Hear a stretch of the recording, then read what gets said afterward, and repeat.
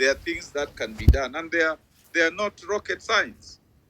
It is possible to have a universal healthcare system, because for about 6 years, even accounting where I used to work, tried that, and people could go to hospital without, after paying 500 shillings for most of that time, for a household, and 1,000 shillings. And it is something that even people have written doctoral theses, on that.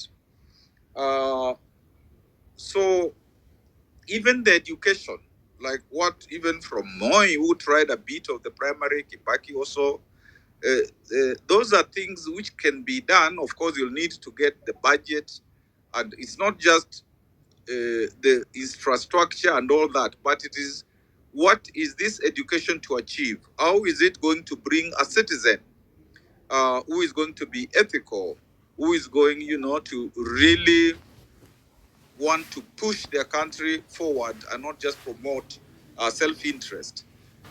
So I think what we will have to contend with is, as of now, there is this business of just recruiting people on tribal basis. There is the dominance of money politics, and actually, even as Kenyatta is criticized in as we have said in this conversation, in this call, is one of the people who, if he wishes, with his family, they have money to sponsor people. So Ruto has money to sponsor people. I don't know who else has got the kind of money, because we have monetized our politics so much, so that even like recently people are saying they will not register to vote before they are being given money. Then there is the question of whoever is in charge, they capture government and they use government in elections to get elected. And particularly the provincial administration up to the village elder. And of course, if you control the electoral process, so there's a lot of heavy lifting in terms of intellectual, just thinking. How do you navigate if you have a situation where those who have money, those who seem to control tribes, those who seem to control government, those who even seem to control the electoral body, how do you navigate that, so that you are simply not just saying one term, two term?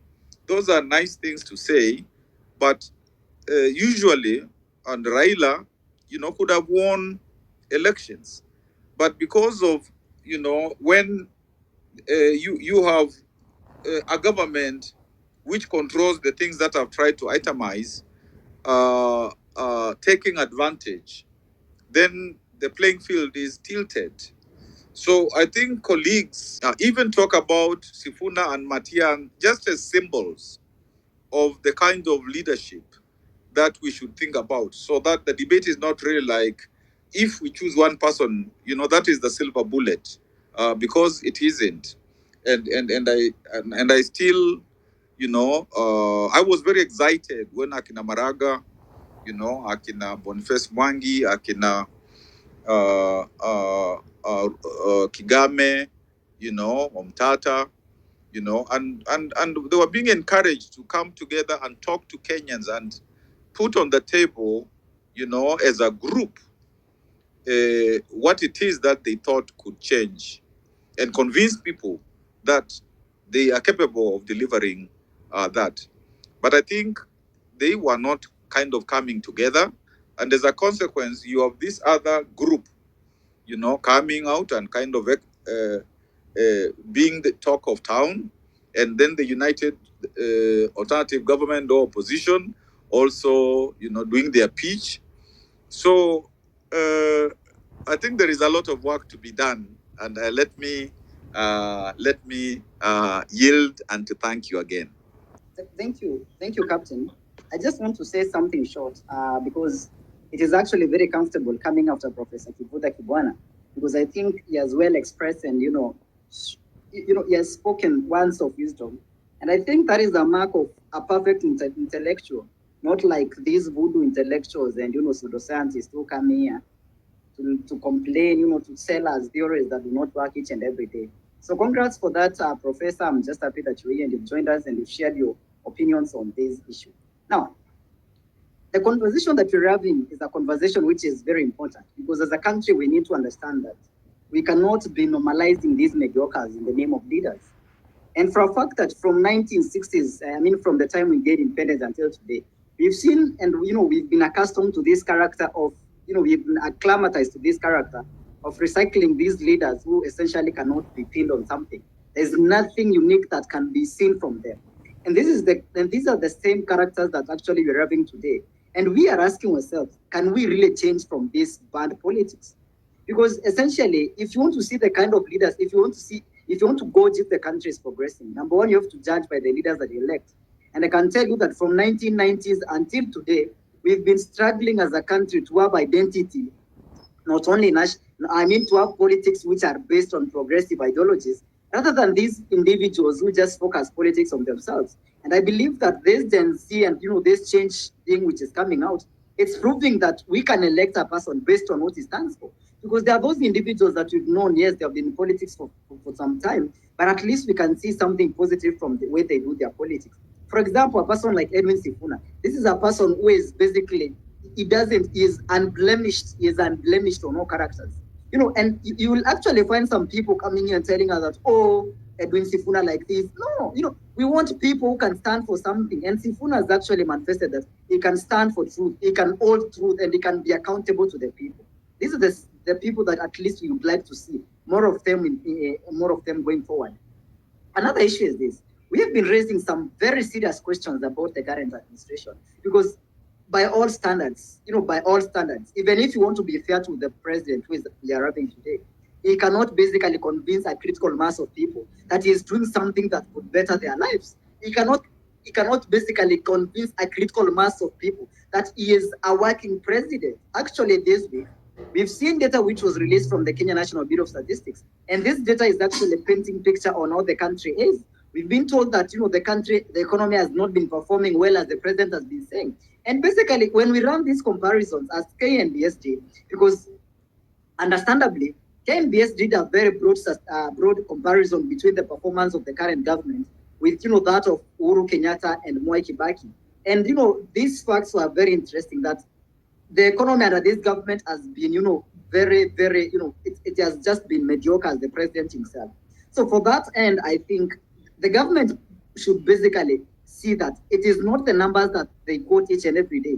There are numbers there are numbers which come from the government itself, because KNBS comes with this data from the government itself. It doesn't, come with this data from any other place. It's from the government ministries, departments, and agencies. And one would expect that this data could be accepted by the government. But it was quite wrong to see the National Treasury Cabinet Secretary, John Bandi, coming out and saying that data didn't reflect the actual economic situation of the country.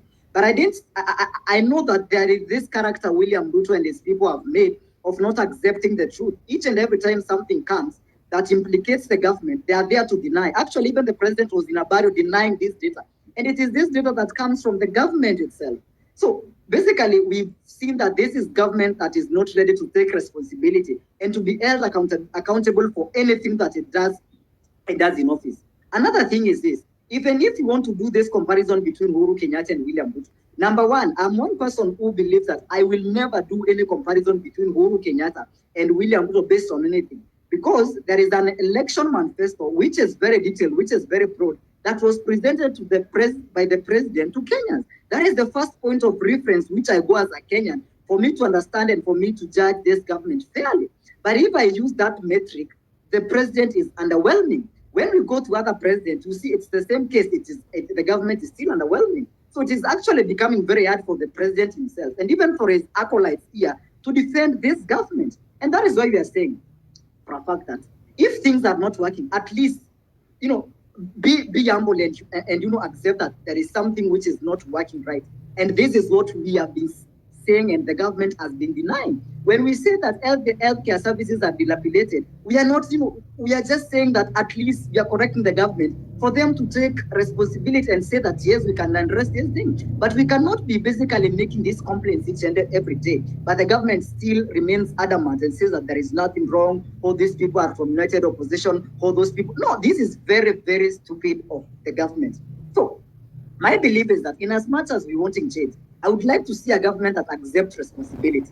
This is something that we must teach and these politicians should learn. Because Kenyans have grown. Kenyans are very intelligent people. Kenyans are very intellectual. And they can analyze, they can understand things, they can appreciate things.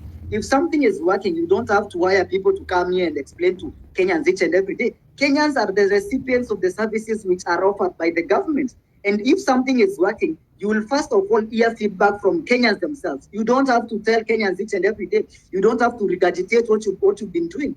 Ask Kenyans is their living conditions as their living conditions have they been ameliorated? They will tell you no. Ask Kenyans, are they enjoying services? Well, they tell you no. These are things that you can learn from Kenyans as president. So I want to say this simply, and this is what we want from the next government, because I don't want to believe, that the current government will have a chance again. I want to see people who are taking responsibility. That is the first point of judging leaders. And we have seen it from the president. He cannot take responsibility for anything that happens. He actually has somebody to blame.